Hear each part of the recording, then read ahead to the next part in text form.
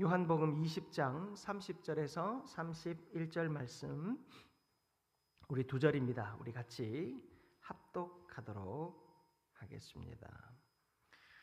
예수께서 제자들 앞에서 이 책에 기록되지 아니한 다른 표적도 많이 행하셨으나 오직 이것을 기록함은 너희로 예수께서 하나님의 아들 그리스도이심을 믿게 하려 하심이요 또 너희로 믿고 그 이름을 힘입어 생명을 얻게 하려 함이니라. 아멘. 서로 바라보면서 이렇게 인사 한번 나눴으면 좋겠습니다. 주님의 이름으로 사랑합니다. 우리 명절 보냈으니까요, 한 번만 이렇게 인사 나눌까요? 새해 복 많이 받으세요.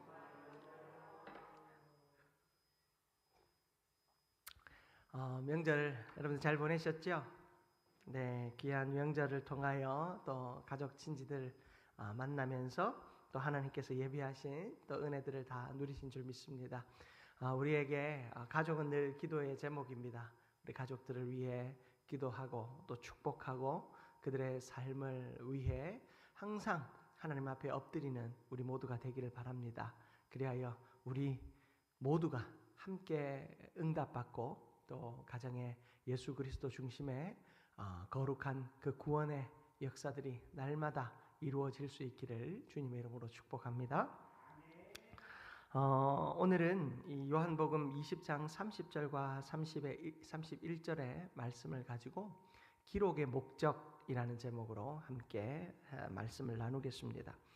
우리가 계속해서 이 요한복음을 살펴보고 있습니다. 이제 곧 끝을 향해 나아가게 되는데요. 이 요한복음 20장의 가장 대표적인 사건이 바로 부활이었습니다. 그래서 요한복음 20장을 많은 이들이 부활이 소개되어 있는 이 부활장으로 이야기합니다. 빈 무덤과 눈물의 만남, 그리고 닫힌 문을 여시는 주님, 모든 문이 닫혀 있고 마음의 문도 닫혀 있던 그들의 중심에 예수님께서 친히 찾아오셔서 그의 살아계심과 부활의 사랑을 그들에게 증거해 주셨습니다. 그리고 의심 많은 도마에게까지 주님께서 찾아오셔서 그 도마의 의심이 그저 단순한 의심이 아니라 주님의 사랑을 회복하고 그 은혜를 온전케 하시는 그 주님의 놀라운 기적의 역사였음을 우리는 보았습니다.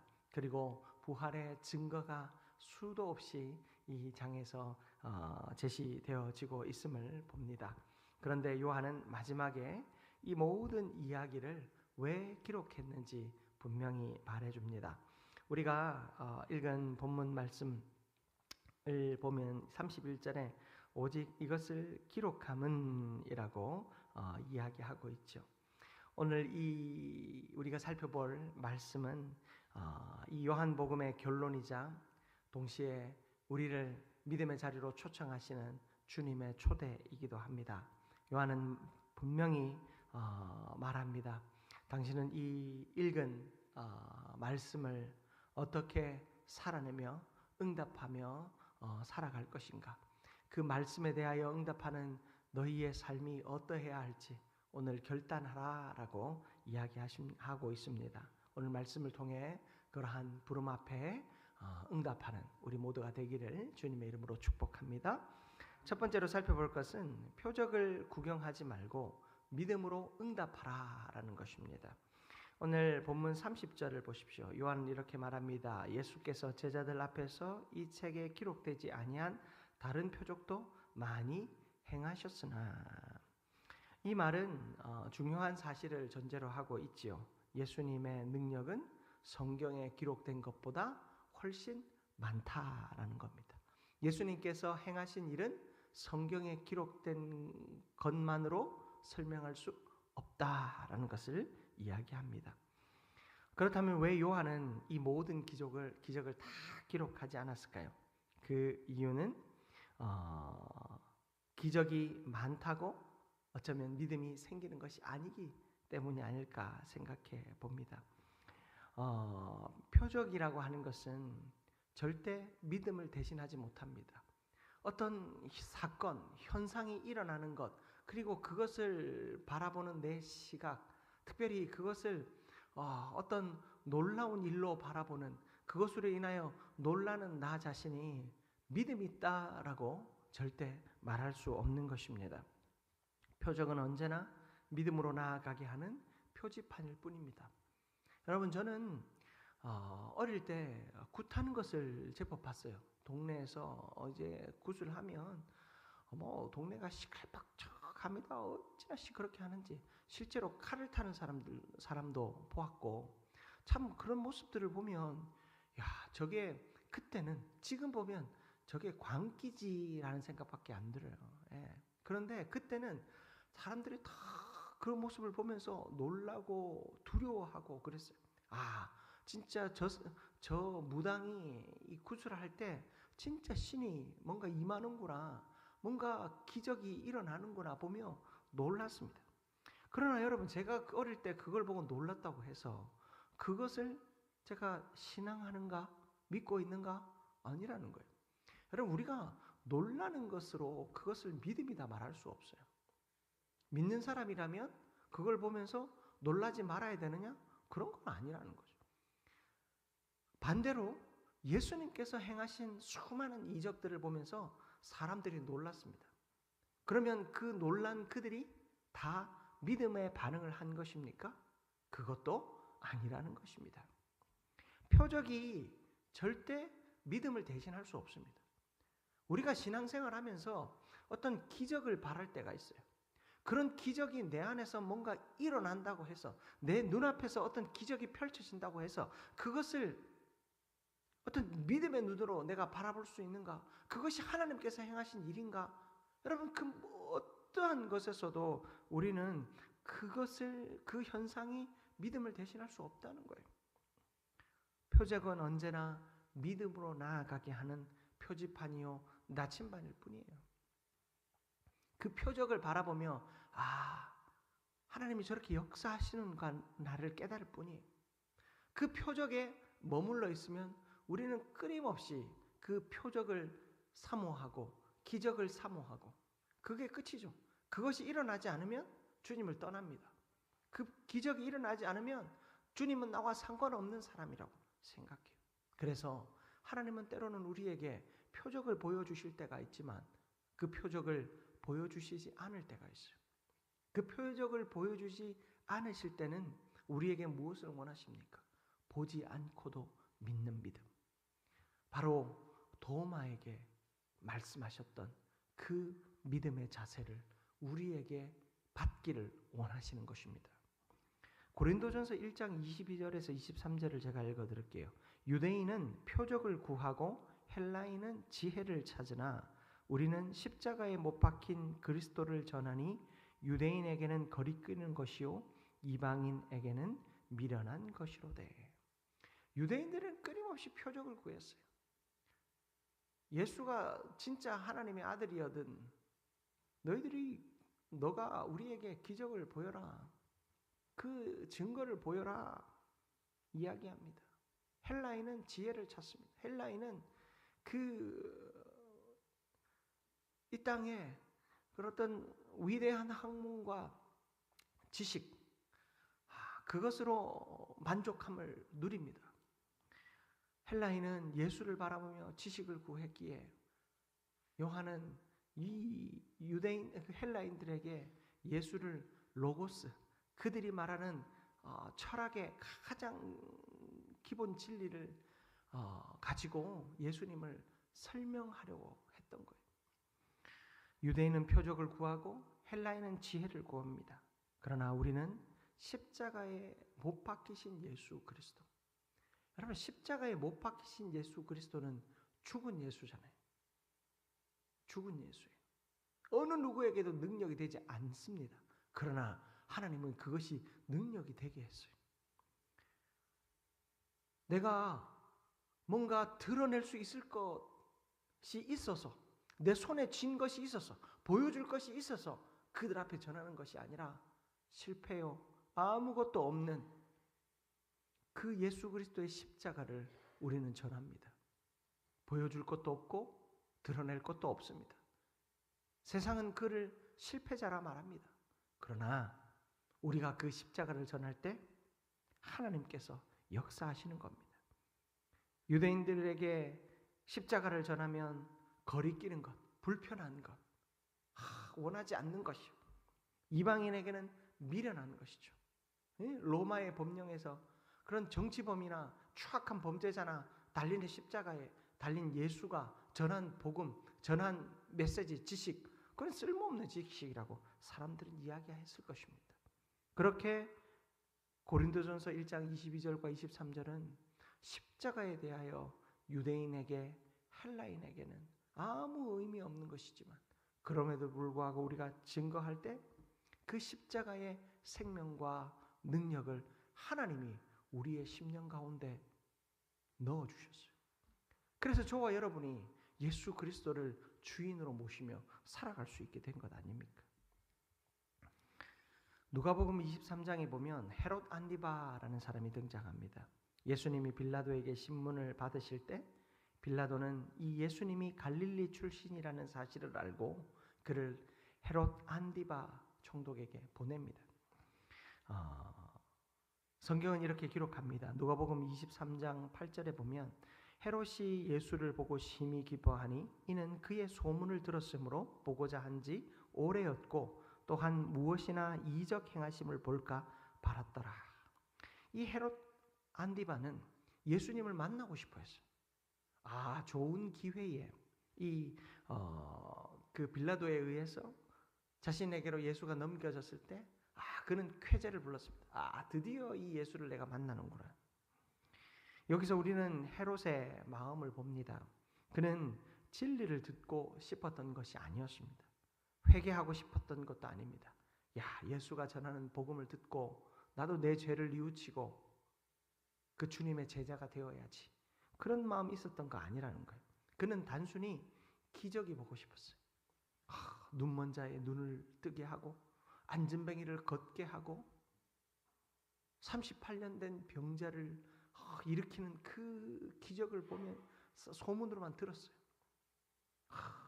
지혜로운 말씀, 창녀 하나를 그냥 말 입도 뻥끗하지 않고 손가락으로 땅에 글자 몇 번 쓰더니 살려낸 그 예수 대단하다. 온갖 소문들을 다 들으면서 그가 하는 기적을 자기 앞에서도 뭔가 행해주기를 기대했던 거예요. 그는 예수님을 구세주로 만나려 한 것이 아니었습니다. 그저 흥미로운 볼거리로 치부하였습니다. 얼마나 아이러니합니까? 눈앞에 하나님의 아들이 서 계신데 그는 예수라는 자가 펼치는 쇼를 보고 싶었던 겁니다. 헤롯은 예수님께 여러 말로 묻습니다. 그러나 성경은 이렇게 말합니다. 누가복음 23장 9절에 예수께서 아무 말씀도 아니하시니라. 주님은 믿지 않으려는 사람을 위해서 기적을 보여주지 않습니다. 헤롯은 결국 예수님을 희롱했고 화려한 옷을 입혀 다시 빌라도에게 돌려보냅니다. 왕이라면 이 정도 입어야지. 그날 헤롯은 예수님을 보았지만 한 번도 하나님의 아들은 보지 못했고 한 번도 예수님은 믿지 못했어요. 최근에 유명한 큰 교회의 목사님이 설교 시간에 정치에 대한 이야기를 하시다가 사실 정치적인 이야기라기보다 이 나라와 민족, 이 위정자를 위해, 대통령을 위해 우리가 함께 기도해야 된다라고 이야기를 하니까 사람들이 그 목사님에게 당신의 정치적 소신이 뭐냐? 그렇게 어중간하게 말하지 마라 하면서 이 정치적인 소견, 좌냐 우냐에 대한 의견을 내라고 이렇게 압박을 가한 일이 있었어요. 그 목사님에게 뿐만이 아니고 다른 목사님들에게도 특히 이 목회자에게 그런 어떤 정치의 노선을 정확하게 정해달라고 말하는 사람들이 있었어요. 이 목사님은 중립적으로 잘 이야기를 하셨어요. 그랬더니 세상 사람들이 엄청나게 비난을 하는 겁니다. 저 소신 없는 목사, 저 사람 밑에서 설교 듣는 사람이 수만 명인데 저렇게 소신도 없는 목사가 어디 있냐고 또 비난하는 겁니다. 사실 저는 그 목사님이 어떤 이야기도 사실은 하지 말았어야 한다라고 저는 생각해요. 예수님 앞에 가늠한 한 여인을 사람들이 데리고 왔을 때 같이 가늠한 남자는 데려오지 않았습니다. 그 여인만 데려온 채 이 여인이 가늠하다 잡혔는데 어떻게 할까요? 당신 말한 대로 용서할까요? 아니면 돌로 쳐 죽일까요? 네, 모세의 율법에서는 돌로 쳐 죽이라는데 어떻게 할래요? 그때 예수님께서는 아무 말씀도 하지 않으셨죠. 땅에다 글을 쓰셨습니다. 제가 한번 설교한 적이 있죠? 뭐라고 쓰셨습니까? 우리는 모릅니다. 성전 바닥은 모래바닥도 아니에요. 성전 그 뜰은 돌로 되어 있습니다. 그래서 그리고 청소도 늘 잘 되어 있는 공간이기 때문에 손으로 뭘 써도 보이지도 않는 곳이에요. 네. 그저 예수님은 시간을 벌고 계셨던 것 같아요. 그리고 그들에게 말합니다. 그들이 그 예수님이 기다리시는 시간 동안 그 마음에 양심의 가책들이 일어나기 시작합니다. 죄 없는 자가 먼저 돌로 치라 말씀하실 때 하나 둘 손에 쥐었던 돌, 성전 뜰에는 돌이 없거든요. 이미 오면서부터 이 여인을 쳐 죽이려고 이미 바깥에서부터 돌을 가지고 온 사람들이에요. 그 사람들이 그 돌을 내려놓고 하나 둘 떠나가기 시작했어요. 여러분, 예수님은요 많은 설교를 하셨고 많은 기적을 행하셨지만 듣지 않으려 하는 자들에게는 침묵하셨어요. 때로는 이 침묵이 어떤 설명과 말보다 위대해요. 우리가 성경의 바른 진리를 이야기하면 그들이 그것을 들으려 하지 않고 오히려 이 목사님이 어떤 정치적 의견을 갖고 있는지, 중립인지 아니면 이 편인지 저 편인지 판단해서 매도하고 싶은 목적만 그들에게 가득했어요. 그런 그들에게 무엇을 말하든 그들은 들으려 하지 않았고 들리지 않았으며 보이지 않았기에 또다시 그들은 그 목사님을 매도했어요. 우리가 세상을 살아가며 그리스도인으로 살아갈 때 예수를 깊이 전해야 될 때가 있습니다. 예수의 살아계심을 우리의 삶을 통해 적극적으로 증거해야 될 때가 있습니다. 그러나 때로는 침묵해야 될 때도 있습니다. 오히려 우리의 헛된 수고와 노력으로 예수의 이름이 망령되이 일컬어질 때가 있기 때문입니다. 그렇다고 제가 여러분에게 전도하지 말고 그저 침묵하고 살아라 그 얘기 드리는 거 아니에요. 여러분, 세상은 그렇게 우리를 향하여 끊임없이 공격한다라는 거예요. 세상은 끊임없이 우리를 향해 우리가 말하는 그 복음에서 복음이 아니라 다른 소리를 듣고 싶은 거예요. 그래. 그래서 한민교회는 구제해? 뭐해? 도덕적인 어떤 잣대를 가지고 교회가 무엇을 하는지를만 생각합니다. 제가 말씀드렸죠. 우리가 구제하는 이유는 예수의 복음이 그 방법을 통해 그것이 통로가 되어 예수의 빛이 생명이 전해지게 하기 위함이에요. 우리가 이웃에게 사랑 나눔 상자를 나누고 또 이웃에게 어떤 행사들을 하고 할 때 성금을 보내고 하는 이유는 그 일을 통하여 복음이 흘러가도록 하는 목적밖에 없어요. 그들에게 잘 보이고자 하는 마음도 없습니다. 교회가 도덕적으로 성숙함을 나타내게 보이기 위해서 하는 일 아닙니다. 그럴 것 같으면 우리 안에서 하는 이 사업들 다 접고 밖에 어디 불이 났다면 거기에 성금 보내고 어디 문제가 있다고 하면 우리 다 조끼 입고 나가야 되는 거예요. 여러분, 도덕적 실천은 그것이 목적이 아닙니다. 그 도덕적인 실천은 어디까지나 예수 그리스도의 복음을 전하기 위한 방법일 뿐이에요. 우리는 이 중심을 절대 잊어서는 안 돼요. 예수 그리스도가 우리의 전도를 통해, 선교를 통해, 구제를 통해, 헌신을 통해 드러나지 않으면 그 모든 것은 헛것입니다. 세상은 우리의 수고와 헌신을 향해 색안경을 끼고 봅니다. 저것밖에 못해 교회가? 저 교회는 별로야. 여러분, 우리가 저것밖에 못해? 별로야. 이 얘기를 들어야 할 이유는 단 한 가지입니다. 복음을 전하지 않을 때, 우리 안에 생명이 없을 때 우리는 그 소리 들어도 마땅합니다. 그러나 색안경 낀 세상이 우리를 향하여 그렇게 말할 때 우리가 예수 그리스도의 복음의 사명을 신실하게 증거하고 있다면 여러분, 그 말에 반응할 필요가 없는 것입니다. 그들은 처음부터 보려 하지 않고 믿으려 하지 않았습니다. 그들은 그저 예수의 기적을 통해 쇼를 보고 싶었을 뿐입니다. 마술쇼 옛날에 유행했잖아요. 그런 것들 보면서 와, 대단하다. 그저 그런 마음 가질 뿐이었어요.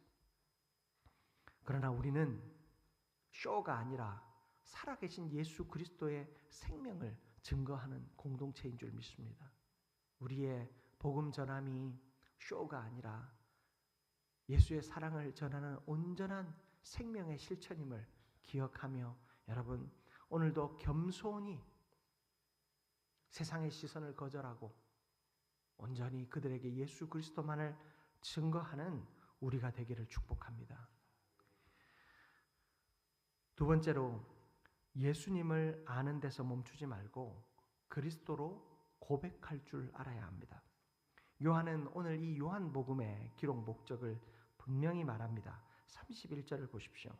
오직 이것을 기록함은 너희로 예수께서 하나님의 아들 그리스도이심을 믿게 하려 함이요. 자, 요한복음 전체는 예수님이 무엇을 하셨는가 보다 예수님이 누구이신가에 집중하는 책이에요. 여러분, 우리가 처음 예수를 믿은 사람들한테 목사님 성경책을 뭐 읽어야 됩니까? 라고 물으면 제일 먼저 읽어야 되는 게 창세기도 아니고 마태복음도 아니고요, 요한복음을 권해요. 우리가 그 이유는 요한복음에는 예수님이 누구신지, 예수님이 어떤 분이신지 정확하게 기록되어 있어요.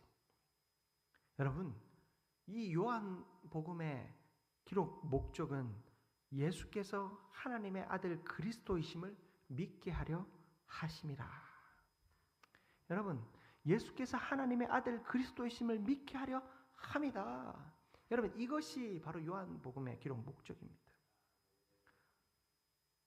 사람들은 병을 고치는 걸 보며 예수는 능력자네 생각합니다. 말씀을 잘 전하는 걸 보며 예수는 선생이네, 교사네 말합니다. 예수님이 기적을 행하는 걸 보면서 예수는 선지자네 라고 이야기합니다. 사람들은 그를 능력자요, 선생이요, 선지자로 바라봤어요. 그러나 요한은 여기서 멈추지 않고 예수 그리스도는 하나님의 아들이시오, 하나님의 구원자시다라는 사실을 우리에게 분명하게 전해주고 있습니다. 그래서 우리는 예수의 표적을 바라보며 그저 예수가 이런 일을 행하셨던 분이다로 끝나서는 안 돼요. 이런 일을 행하신 그가 누구라고요? 예수 그리스도, 우리의 구원자, 하나님의 아들이라는 사실을 고백할 수 있어야 합니다. 마태복음 16장 15절에서 16절 말씀을 보면 이르시되 너희는 나를 누구라 하느냐? 시몬 베드로가 대답하여 이르되 주는 그리스도시요 살아계신 하나님의 아들이시니이다. 아멘. 사람들은 예수를 선지자라고도 하고 선생이라고도 하고 능력자라고도 하지만 베드로는 예수 그리스도를 그리스도시요 살아계신 하나님의 아들이다라고 고백합니다. 여러분, 이 순간 예수님은 분명히 말씀하시죠. 이는 내가 이것을 너에게 알게 한 이는 혈육이 아니요 하늘에 계신 내 아버지이다. 여러분, 베드로가 예수를 그리스도시요 살아계신 하나님의 아들이다라고 고백하게 된 것은 다른 누가 정보를 알려준 것이 아니라 하나님께서 그에게 깨닫게 하셨다라는 것입니다. 여러분, 믿음은요, 어떤 정보가 아니라 믿음은 계시에 대한 응답이에요. 계시가 뭐예요? 주님께서 우리 가운데 나타나신 거예요. 보여주신 거예요. 삶을 통하여 하나님이 누구신지 예수 그리스도를 보여주심으로, 자신을 나타내 보여주심으로 하나님을 나타내셨어요. 그게 예수님의 첫 번째 계시예요. 그리고 예수님이 승천하신 후에 그 계시는 무엇으로 완성됩니까? 말씀으로 완성되었어요. 여러분, 이 말씀을 보면서 그 말씀에 대한 응답, 여러분, 우리의 응답은 뭐예요? 주는 그리스도시다. 주님은 우리의 구원자시다. 하나님의 아들이시다. 여러분, 이 고백이 우리 가운데 있어요. 여러분은 말씀을 듣고 어떤 고백을 하십니까? 우리는 실천적 고백을 자주 해요. 말씀 듣고 내가 이렇게 살아야 되겠다. 이런 잘못은 뉘우쳐야 되겠다. 이런 변화를 내가 꾀해야 되겠다. 여러분, 그런 결단들 해요. 실천적 결단을 한단 말이에요. 그런 고백들을 해요. 그러나 이런 고백이 왜 나오는지를 알아야 돼요. 이게 죄네? 이게 잘못이네? 내가 이런 행동을 변화시켜야 되겠네? 이런 행동을 내가 끊어내야 되겠네? 내가 이렇게 결단해야 되겠네? 여러분, 이런 고백이 왜 나옵니까? 주님이, 예수 그리스도가 우리의 주인이시오 하나님의 아들이시기 때문이에요.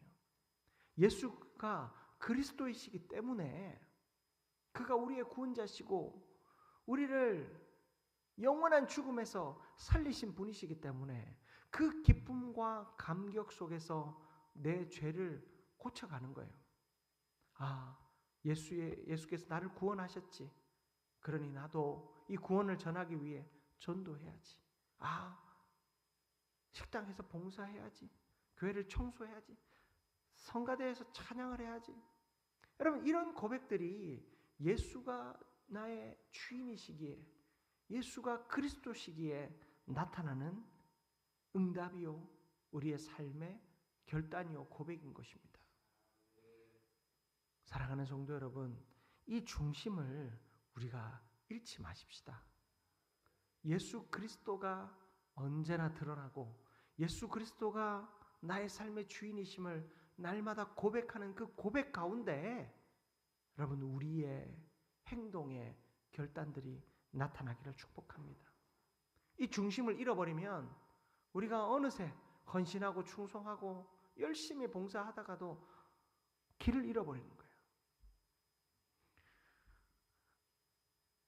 예수를 아는 지식에 머물지 말고 예수를 주로 고백하십시다.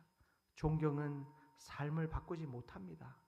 예수님은 위대하신 분이시지, 참 존경받는 분이시지, 그런 고백이 나의 삶을 바꾸지 못합니다. 그러나 고백은 주는 그리스도시요 살아계신 하나님의 아들이시다라고 하는 그 고백은 우리의 인생의 방향을 바꿉니다. 영원한 지옥을 향해 나아가던 내가 저 천국을 향하여 하나님의 나라를 향하여 나아가게 하는 우리의 삶의 방향을 온전히 바꾸게 되는 줄 믿습니다. 그런 믿음의 걸음을 걷는 우리 모두가 되기를 축복합니다. 마지막으로 믿음에 만족하지 말고 생명의 자리로 나아가야 합니다. 우리는 한 걸음 더 나아가야 합니다. 31절 하반절을 보십시오. 또 너희로 믿고 그 이름을 힘입어 생명을 얻게 하려 함이니라. 아멘. 요한복음의 기록 마지막 목적은 생명을, 그 이름으로 힘입어 생명을 얻게 하려 함이다. 여기서 말하는 생명은 단순히 죽지 않는 삶이 아닙니다. 요한복음이 말하는 생명은 하나님과의 관계 속에서 누리는 새로운 삶, 곧 영생인 것입니다. 믿음의 목적은 우리가 교리를 아는 데 있지 않고 성경을 아는 데 있지 않습니다. 삶이 살아나는 데 있습니다. 여러분, 교회 다니는데 내 삶이 자꾸만 죽어간다면 여러분, 그것은 우리의 신앙의 방향이 잘못되어진 것입니다. 교회를 다니는 사람은 삶이 살아나야 합니다. 내가 좋은 옷 입고 좋은 것 먹고 좋은 것 탄다고 해서 삶이 살아나는 것 아니지요. 예수로 말미암아 진짜 소망을 가지고 살아가는 삶. 요한복음 3장 16절에 하나님이 세상을 이처럼 사랑하사 독생자를 주셨으니 이는 그를 믿는 자마다 멸망하지 않고 영생을 얻게 하려 하심이라. 여러분, 믿음으로 생명은 시작됩니다. 그리고 그 믿음은 우리의 삶의 방향과 태도를 완전히 바꾸어 놓습니다. 사랑하는 성도 여러분, 그저 내가 믿음을 소유했다 멈추지 말고 생명을 누리며 살아가십시오. 영생을 누리며 살아가십시오. 내가 삶을 통해 증거되어지고 증명되어지는 그 삶의 실천들이 내 삶의 자리에서 끊임없이 나타날 수 있기를 축복합니다. 여러분, 믿는다에서 머무르지 말고 영생을 누리는 기쁨의 삶 온전히 살아가는 우리 모두가 되기를 축복합니다. 말씀 마무리하겠습니다. 부활의 이야기가 오늘 이 20장을 끝으로 마무리가 됩니다. 그러나 여러분, 주님께서 이 부활의 이야기를 우리에게 계속해서 들려주신 이유는 부활이 끝이 아니라 새로운 시작이기 때문입니다. 예수님의 부활로 말미암아 비로소 우리의 구원이 시작됐어요. 그리고 우리의 구원은 믿는 자의 온전한 부활로 완성될 것입니다. 우리의 삶은 여기서 끝이 아닙니다. 이 땅에서의 끝이 아닙니다. 항상 믿음을 고백하는 삶을 통해 열매를 맺고 그저 믿음으로 끝나지 않고 믿음이 우리의 삶으로 끊임없이 새로워지고 그 믿음이 우리를 끊임없이 살아나게 하는 그 놀라운 역사를 우리가 맛보는 삶, 그 삶이 지금 우리가 누려야 할 삶인 줄 믿습니다. 오늘 우리의 모든 삶이 그러한 부활과 생명을 누리는 믿음을 영위하는 그런 놀라운 은혜의 삶 다 되어지시기를 주님의 이름으로 축복합니다.